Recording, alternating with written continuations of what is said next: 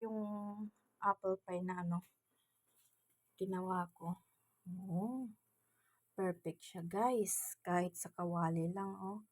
Try nyo rin guys. Hindi lang sa oven pwedeng gumawa ng apple pie.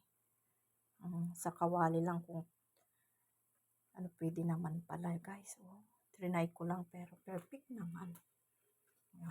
Tingnan nyo siya guys. Oh.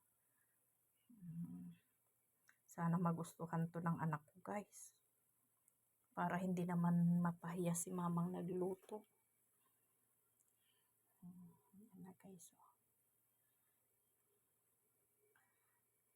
Okay. Salamat guys sa panonood.